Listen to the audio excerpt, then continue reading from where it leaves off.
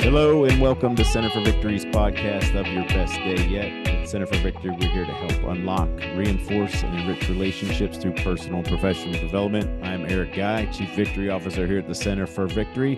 Today, very special guest, Clive Savicool. Just a little bit of background. I'm going to ask you to introduce a little bit more, Clive, because you do a lot of cool things. All right. Okay. At least from my perspective. So as a fire chief, Clive led the city of South Lake Tahoe and his team of emergency responders through a region-wide evacuation due to wildfire. As a startup founder, he successfully created and sold the Safety Startup Exposure Tracker and is now expanding his second company, LogRx. Both created to ensure safety and accountability in EMS and other industries. Clive's background includes 25 years as a firefighter, so you must have started when you were really young, Clive, because you look pretty good. Thank you. And chief officer in the San Francisco Bay Area, combined 6 years as fire chief with Garden Valley Fire and City of South Lake Tahoe. The other cool fun fact about Clive, and maybe we can ask you some questions around this, Clive, too. You're also very passionate for motorcycle racing and actually won an American Federation of Motorcyclists Championship in 2019. So with that, I'll let you give us more information, Clive, but welcome to the show. Great to have you, sir. Yeah, thank you for having me, and great summary. I've had a pretty blessed life, and so just hearing all that reminds me of how lucky I am. Yeah. So what else did I miss? Like what else should people know? Because we call it Your Best Day Yet. I'm sure you just didn't start off with all this success. So what other things have you done in your life? I am really big on traveling, and so I think the other half of all of this is my wife, my amazing partner in life, who I do everything with. We work together. She has her company, I have mine. We have a shared home office, and we spend every day together. And surprisingly, we don't get tired of each other. And we just live for traveling. And that's the great part about doing a startup where you can work remote is we spent the entire summer of 2023 in Europe.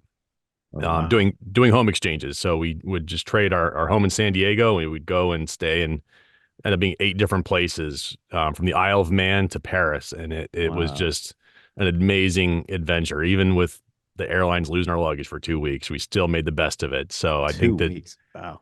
yeah. So I think my wife, Kristen, is the 90% part of that summary of everything you just listed, because she's just been my solid person in life to do this with.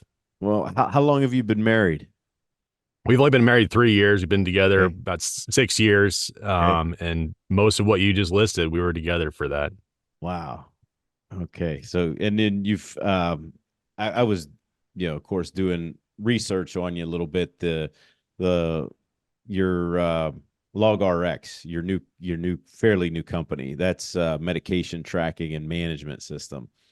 So what brought that all about? Because that looks pretty neat. Thank you. Yeah, I've got ADHD, and in life, if I never had the desire to promote above the rank of engineer, which is basically the driver of the fire truck. I just love the mechanical side of things. I love the adventure. I loved being part of the crew. But just the way my brain works, if I see something that I don't think is right, or if there's something that could be improved, my brain just spins even in the middle of the night, and I have to keep a notepad by the side of the bed because I come up with ideas for solutions. And so a few years ago, when I was working on my other startup, Exposure Tracker, I had fire chiefs ask me, have you seen anything out there to track narcotics? Because any agency that has paramedics that administers fentanyls, which is majority of the fire departments in the country, at least paid departments, they have very strict requirements because these are lethal drugs. They can kill people, and someone who's tempted, who has some addiction issues, which is common in an industry with high PTSD issues. Mm-hmm. The industry practice was to use pen and paper. Basically, for anybody who's been to like a concert and they go into an outhouse and they see the log on the side of the outhouse with the last time it was cleaned, that's what the logs looked like to track these lethal drugs. And so my brain is spinning like there's got to be a better way to do this. And from my previous experience with software, I teamed up with a good buddy who I worked on another project with, Sky Thompson, and we just brainstormed and came up with a good solution, and we tested it and decided, you know what, we've got a company here. And so that's when it took off. Yeah, and that's really needed. Yeah, especially you mentioned, just for first responders. I mean, just there's so much going on, and the last thing you want to be able to do is like keep track of all this stuff. And Yeah. Yeah. And we designed it. It's an app for Apple and uh-huh. Android. And so what it does is when paramedics administer this fentanyl or whatever other drug they're administering, they can track it. They just scan it with their phones. The phone uses their biometrics to see who's doing it, who's verifying it, because to be DEA compliant, you have to have a verifier anytime you administer a narcotic. And so it does all of that for them. So it makes their job easier, not harder, and it gives just the highest level of accountability. And the really big value of this too is, from a previous fire chief, I can say that your members are only going to take something as serious as you do. And so if you just give them a piece of paper and a pencil, they're not going to take it that serious. But if you show them, here's how you do it, it's easy, and we can monitor everything in real time, including the GPS location of your activity, they recognize, okay, this is important.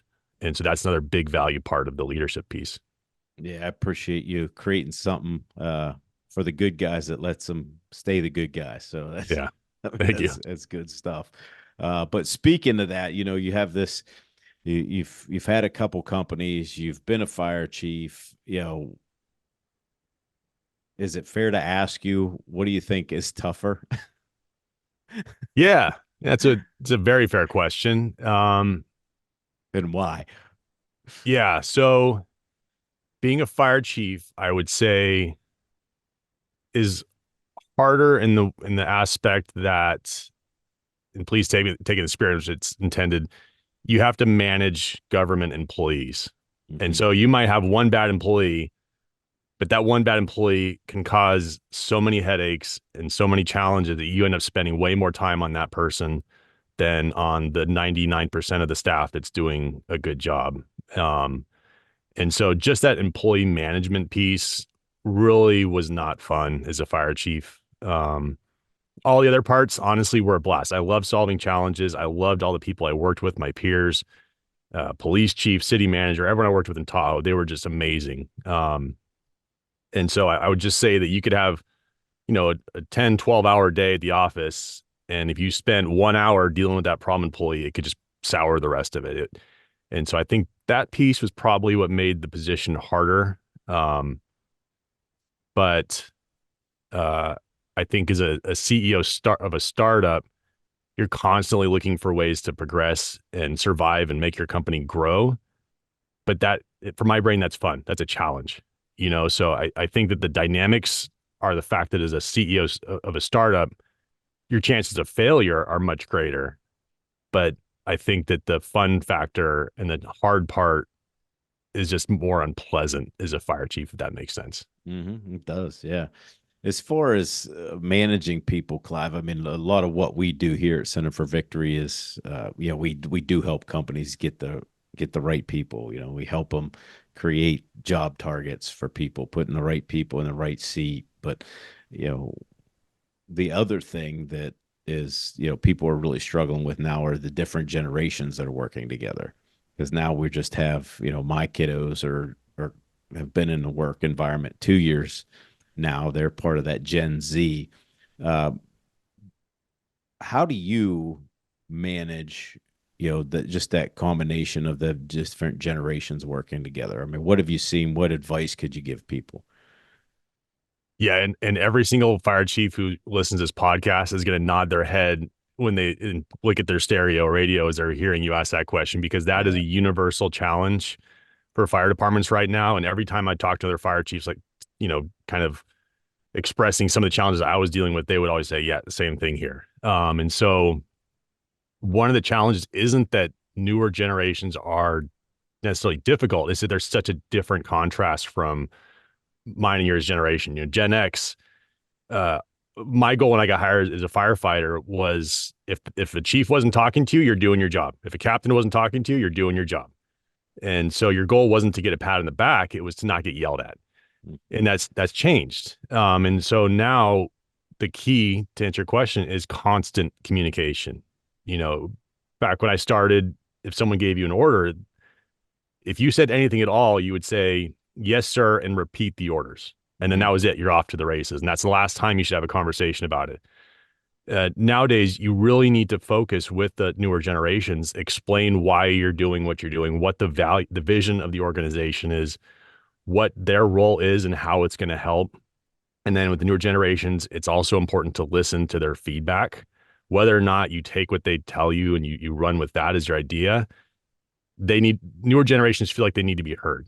And so you have to have that constant communication. And if you don't go with what their ideas are, explain to them why and what the next steps are, making them still feel valued. And I know from being a fire chief where you have a huge inbox full of a ton of things you're working on, I used to think I don't have time for that. But then I found if you don't take that time, they're going to come up with their own ideas. They're going to talk to each other and sort of the idle hands factor. And then you're playing catch up. Now you have to go meet with everyone, explain things. And so the biggest key is constant communication and just engaging with them, making them feel heard, making them understand. Yeah. Now I'm assuming that since you're saying this, that you have had success doing it that way. I have, yes, and I've also failed by not doing it that way. I've Okay. had firefighters where I met with them. I even sent out memos. Here's the direction. Here's what we're doing. And then next thing you know, they're saying, "Well, why didn't we do this?" Like, well, didn't you read the memo?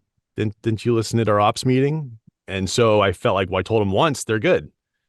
And I can't remember what the issue was. I think it had to do with like a captain's promotion or something like that. And so I realized like, wow, I need to meet with them all the time, and I need Mhm. to continue to talk to them about these issues. So yeah, and a big factor too is the culture of that organization. I can tell you when I worked as a fire chief for Garden Valley Fire District, um, those guys were just rock solid. Like I felt like we had really good team effort, good organizational loyalty from everybody. We all had a common goal. Um, and so I think that that maybe was a hindrance to me because I felt, oh, good, I'm working. This is how you have to engage. And then I go to my next position and it was the opposite. And so I think that the culture of the organization also helps dictate what level of engagement you're going to have. Just a little sidebar here, Clive. I don't know if you would want to speak to this or not, but you know, uh, we really get behind a company here in Pittsburgh. It's a nonprofit organization that works with first responders and vets, and they put a lot of effort in that. And I think uh, what I'm about to ask you is you just shed some light, if you could, on the difficulties it is being that kind of first responder and what it does to people. So just to get the knowledge out there for some people that are listening to this that might not understand how difficult that role is, and how sometimes when you when you're exposed to certain things, they tend to linger, right? And I just want to make bring more awareness to that as well. But I'm going to kind of ask you your thoughts on that, what you've seen, so they can hear it firsthand from from the horse's mouth, so to speak. Is that okay to ask you some of those things so we can bring Sure. some Yeah. awareness there? I think it's a great and very timely question. That's a big topic right now in the fire service and other first responder organizations is the mental health, because Mm-hmm. I can tell you that the 15 or so years I was at Contra Costa Fire, a huge department in the San Francisco Bay Area, um, I never once had a chief or someone come down and do what's called a critical incident stress debriefing, a CISD. That's basically a meeting after a significant incident where there's trauma that can mentally impact you. And it was a extremely busy fire department, far busier than anywhere else I've ever worked. And we dealt with a lot of rough things, including 2 line of duty deaths of our Mm-hmm. brother firefighters. And at the time, it was like, well, this is our job. Let's move on. And so after that, I remember, you brought the fire where I evacuated the community in Lake Tahoe. I remember how hard that was on some of the firefighters. And in my brain, I was thinking, guys, nobody got hurt. Nobody died. We didn't lose a single house. Why is this bothering you so much? And I think it's because my brain was just so misguided, honestly, from becoming kind of a callous perspective and kind of recognizing that this is part of the job, move on. And that's not healthy, you know? And so I think that it impacts some people more than others, obviously. And I've seen kind of that from friends, they become some of us become different people from when we start based off these experiences. And so fortunately, the fire service and many other first responder industries have taken a much better look at this. And there's now organizations you can go to, like a week long inpatient retreat where you go and you sit with other first responders and kind of help vet out these challenges, because the reality is anybody in these industries, it's almost inevitable that you get some level of PTSD. You Because at the end of the day, we're normal people being put into abnormal situations. all the And time. yeah, and there's some studies that show how after an exposure to, say, something very traumatic, having a break between the next exposure is very important. Um, and you know, when you're a busy department, it's back to back to back, and then you go on your day off. And what's one of the common things that people that have those traumas are? It's, you know, substance abuse. So you go off, you off duty, you blow off steam, you go have beers at a brewery, you know, come back to work after beating yourself up with alcohol or something on your days off, and it's just a recipe for disaster. I mean, I think a doctor would look at that situation and say, well, it's inevitable this person's going to have major problems in life and relationships with their health. So I think that there's been a really nice turn in the industry to help manage these sorts of things. Yeah. So I caught something that you said, and I applaud you for it first, of just taking responsibility uh, for the callousness sometimes that just happens with people, especially as high as you were in position. Um, for some of your brothers and sisters out there that are doing that and just maybe isolating themselves, what advice would you give them if they're struggling? If you're struggling, you're behind the eight ball, because it sneaks up on you. There was times where I remember being on a call, and I remember looking at something thinking, this should be bothering me right now. Why is this not bothering me? And then I would dwell on that. Like, why did that not bother me? And so, and it was, the reality is it was, I just didn't know it. And so I think that if you're struggling, the best thing you can do is find a resource. That there's many out there. A lot of them have them internally in their organizations. They're anonymous, and then there's also external. Lots of them on the internet. For professional fire departments, they have the International Association of Firefighters. They have their own assistance programs, and a lot of organizations have it's covered under workers' comp. And so you can apply to these, like the one I mentioned is an inpatient week-long program. Mhm. It's something like, you know, $5,000-$6,000. And a lot of times workers' comp will cover that. And at Lake Tahoe, what I did is I put um, $10,000 in the budget for training specifically for that, Mm. just so that if somebody came to me and said, I need help, we could send them that day or as soon as they can get them in, Right. and I could pull money from the training budget. So there was no delay in applying to workers' comp. And so I just had that $10,000 line item waiting just in case somebody needed it. And so there's lots of resources out there, whether it's internal or online. But it there's stuff readily available on the internet now. Yeah, and if you're listening to this and you're anywhere close to Pittsburgh, we'd be happy to put you in touch with folks that we work with, and they just have a phenomenal program that is it's incredible. Actually, I mean, I know the folks, we've been supporting them for years, but thanks for saying that and taking responsibility. I know that's tough, but I hope somebody else heard that might, because you think you're pretty tough, and all that, and it's like, Yeah. I don't need help, don't want to get help, and then it becomes too late. I don't think it's ever too late, but it just gets more difficult, and I've just watched too many people struggle with that. So thanks for saying that and taking us a little off course on this adventure here together. So I appreciate that. Yeah, and I'm still connected with all those resources. So if somebody in Pittsburgh or wherever listening to this wants some help, I can at least point you in the right direction. I'm on LinkedIn, and so I'm happy to help people as well if you have listeners that need it. That's thank you. Appreciate that. Um, so you know, first responders, fire, EMS agencies really aren't known to like a lot of change. Um, so how do you go about changing things inside of an organization like that? Or what's been your experience? What has made you successful doing that? Yeah.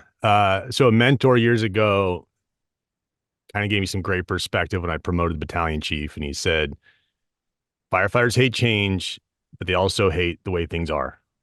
And so, no matter what you do, you're going to get resistance. So you have to do it tactfully. And so, what I've learned is going back to that communication piece, um, and figuring out ways to articulate to the membership, have that constant communication. This is why we're doing what we're doing. Um, and you have to have a lot of patience, to be honest. Um, I've lost my cool before with union president who basically said people are going to leave if you do this, and like, I'll help them fill out an application somewhere else. That's how important this is. So it's you can't do that, and it's important to have a well laid out plan with the idea that they're going to have to walk them through it. And you're always going to have a certain percentage that just is going to put up resistance no matter what. Um, and so one of the big key pieces to this is have your advocates. Have somebody you can rely on. At South Lake Tahoe, I had the city manager, I had the union vice president. There were certain people. One of the captains I knew was just a gung ho, diehard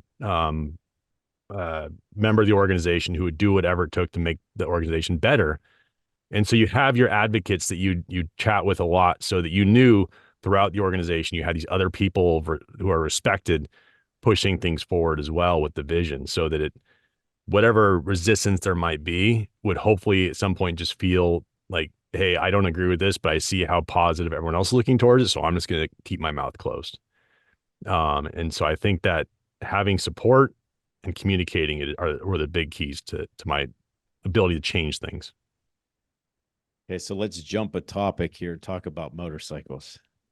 All right. Oh, perfect. All right. So I want to know. So you actually are really good. Is that um I like to think so. That's what I tell okay? everyone. All right. Yeah. Um so what have you learned through all this? So I guess back up.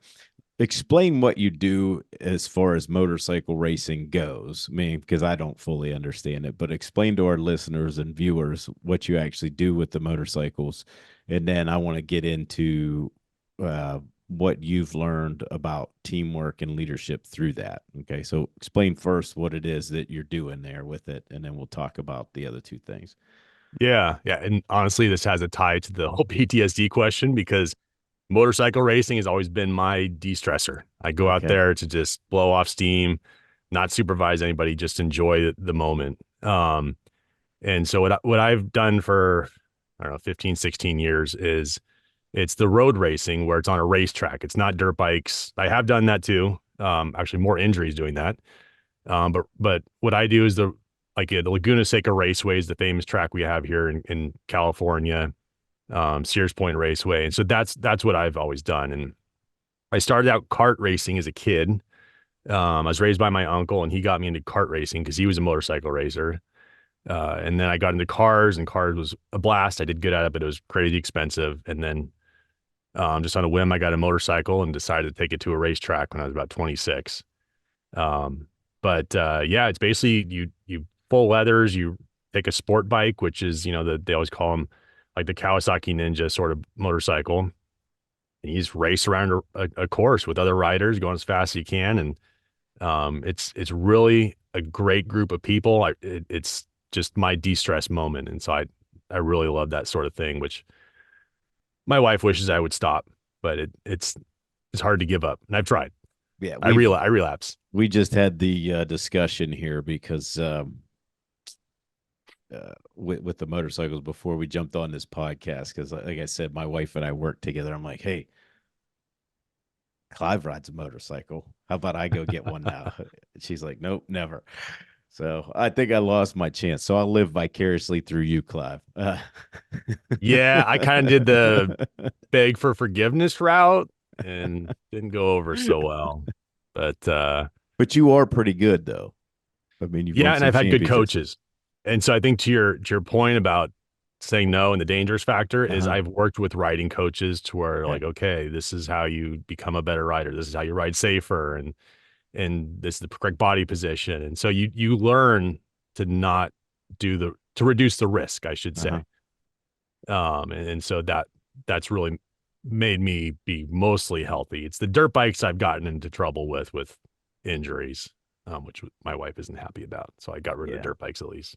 Yeah. Those can be. I've injured myself on quite a few of those, but I was much younger, and that was before marriage too. So, Mine um, was a month after marriage. oh, oh boy, you Yeah, were it didn't really go in a over well. doghouse.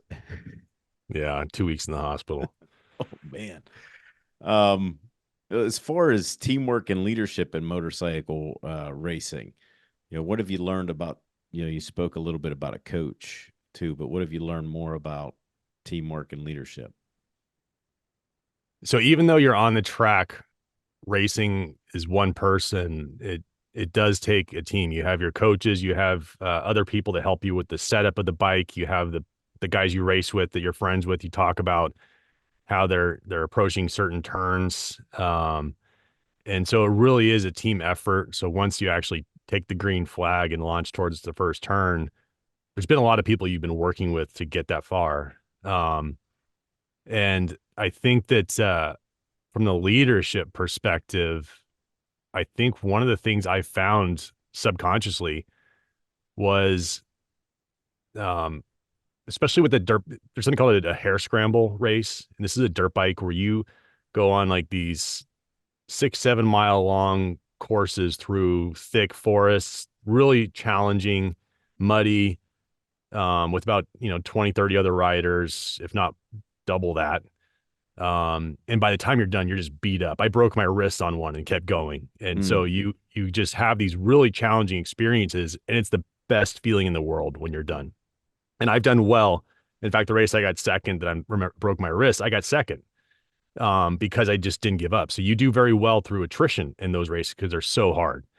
And so one of the things I've learned with motorcycle racing and being a firefighter is that the greatest difference between average and great is pain and suffering. And so you take somebody that's really excelled in life, been a great leader, you look at experiences they've had in hardships or challenging moments, and they don't give up for one, but they also don't use that experience as a handicap or a crutch to feel sorry about themselves for. They use that to learn from. They dust themselves off. How did they fail? What went wrong? And they learn from it to improve, and they get back into the fight. And so I think from motorcycle racing, going through tough experiences, exceeding my expectations at times, you really learn, okay, you can never give up. And I've told this is my firefighters as a chief. I'd say I might not be the smartest guy in the room, but I'm the last guy you'll ever see give up. And so I think that is what I really took from motorcycle racing because I race against kids. You just have this natural experience, and you're like, oh my god, how are they doing that? It's just insane their capabilities, and so you have to work harder. If I didn't get a motorcycle until I was almost 30, yeah, and so I don't have that. Uh, and so I think that those elements I really learned a lot from being a firefighter and in a racer. that's great. So next question here has to do with preparation of a community for a natural disaster, and I want to preface it by saying, the people that live, closer to me that might be listening to this, uh, if you've never been out west, you really don't.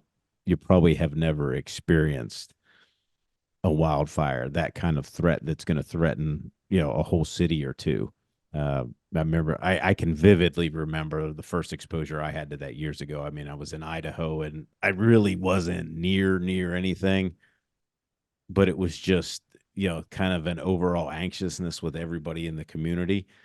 Yeah. But it's just one of those things, I guess, unless you're in it, but you are a first responder in it. How do you, from a leadership perspective, how do you go about preparing a community for something like that? Because you've had to do it and execute it. Yeah. So you hit the nail on the head with one of three components I found are key to having a successful, say, evacuation of a city for wildfire, and that's the preparation piece. And so I would talk to people after the fire. I'd give classes on it, and the three things that made it work for us is strong relationships with all of our stakeholders, um, preparation, and acting early. And so between those three things, we were very successful in evacuating an entire city of 20, 30,000 people in 4.5 hours. And granted, there were some hiccups, but Yeah. considering what we accomplished in that period, it was amazing. And I can't take credit for all of it. I was a cog in the wheel of the team. But to the preparation question, we started months earlier. And fortunately, I spent several months prior to that developing a new evacuation plan for the community, because the one we had was very antiquated and it actually had some missteps in it. Um, and so the one we developed was approved by the city council, like I think it was like August 3rd, and we evacuated the city on August 30th. And so we had been working to prepare for that. Coincidentally, like I obviously didn't know that was coming. But then there was another fire not too long before that, maybe 6 weeks, where we went through a practice. We notified our community, here's what you can sign up for to be notified. Because there was a program called Red Alert, or Mm-hmm. or Code Red, which is almost like a phone service you sign up for and you would get notifications from the sheriff department. And so we started early, way ahead of any kind of major incident of here's what you need to know for a natural disaster to get the most up-to-date and accurate information. And we would broadcast on every medium, through the news, through our website, through social media, because one of the big challenges you're going to have to contend with when you're organizing something like this is bad information on social media. It was Mm-hmm. insane how many bad things, inaccurate things were being put out. And like we had people creating their own like social media group claiming to be like the expert. I'm the unofficial expert on this in the area. And it was all wrong information. Um, and so acting early, having solid information and working with your stakeholders so that everyone's on the same page was key in order to have the execution. And even when we evacuated, there were some missteps. Like we didn't necessarily want to evacuate the entire community at once because then it could log jam everybody, which we did have to some extent. So we did the community in phases, and some phases were called before they were supposed to be called. But at the end of the day, we did a pretty good job of getting people evacuated. Yeah. So for those viewers, Clive, that don't know all the details, like you said, August 30th, can you just walk us through actually what happened? Yeah, so it was the Caldor fire of 2021 in El Dorado County here in California, and the fire was started by I think it was a father and son target shooting, and so it started actually I want to say it was like two or at least 2 weeks before we actually evacuated. So we were fortunate, and then we had time to activate our emergency operations center and come up with a solid plan for that specific fire versus like the fires in Maui where it just hit and they were overrun. Um, and so the fire kept progressing up towards Lake Tahoe, and we activated our emergency operations center, which is something that any city can do outside of the incident. We activated it where basically you have like a parks department director who now becomes in charge of logistics. And so you have a team within the city leadership that job roles changed. And they just focus on that incident. And so we did that very early, about 2 weeks before the evacuation. And what happened is the fire kept progressing, and all the weather experts said it'll never get to Tahoe unless granite can burn, because there were granite mountains between us. That fire is not getting here. And my response every day was, well, we're going to hope for the best, but plan for the worst. And so it kept coming. And sure enough, with the winds, the climate change, the drought, everything, it, carried the embers miles Yeah. well over the granite. And so it ended up coming into Lake Tahoe on August 30th that year, that summer. And so basically that morning, the city manager and I said, hey, I think we have to evacuate today. Even though it might seem early, we don't want to be behind on this. And so we got together the police chief, worked with the sheriff's department, and then the command post, and basically came up with our operational plan that fortunately we had already been working on. And so it was ready to go and within a half hour we were able to launch the alerts. So that fire ended up burning, I think, 220,000 acres. And it did burn up a Wow. lot of homes on the other side of the county, but in Lake Tahoe proper, we didn't lose a single structure, and no firefighter got killed. So it was a success. Wow. Wow. Wow. Wow. That's a good story though. But preparation. Yeah. But before I forget, Clive, how do people, if they want to get in touch with you, what's the best way to get in touch with you? I know you mentioned LinkedIn earlier. LinkedIn's the best. I do have a Facebook account. I don't use that too much. So yeah, LinkedIn is probably the best. We also have our website, logrx.com. That's logrx.com. But yeah, LinkedIn's probably one of the easiest ways to get a hold of me. Okay, and it's Clive, and his last name is spelled Savacool. He's very cool. He's Savacool. All right. Thank you. All right. Anything to leave with our audience, Clive? Any tips, any suggestions, a quote that you like, anything inspiring? Ah, that's a good one. I think that something I always talk to my 13-year-old about is I'll say, what happens when you get a black eye? And she'll go, you get up with a smile. And so I think that just from what I've learned in life, be persistent. If you really believe in something, it's not just the idea, it's the execution. And so if you're passionate, go after it and do it with a smile, because everything is achievable. Appreciate it. Appreciate you being on the show, Clive. I know somebody's going to benefit from the information that you've given us today. Love to have you back on and talk more about how you balance all those things, but that's for another day. But maybe we can have you back later on in the year, and we can delve into that a little bit more. How about that? That'd be great. And thank you for what you do. Honestly, anybody putting out this kind of positivity in the world is exactly what we need. So thank you. Oh, thank you. I really appreciate that. But that's all for today, folks. Really appreciate you watching and listening. Make sure you hit that subscribe button. If you want more information, you can visit us at centerforvictory.com. And remember, wherever you're at, whatever you're doing, make this your best day yet. We'll see you soon.